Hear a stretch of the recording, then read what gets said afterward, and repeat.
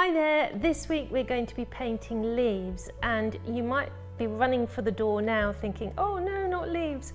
But after many requests, I've decided to just lay out a few basic techniques with the leaf painting and try some different leaves, some nice little lavender leaves, and we've got also a lovely weed that we've got on here, and also a nice introduction to painting a more complicated leaf such as the oak leaf.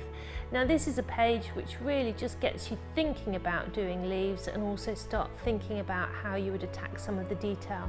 So it really is a nice soft introduction into finding out about how we retain and maintain veins and how we create the colours for all the different shades of green. So I hope you enjoy it.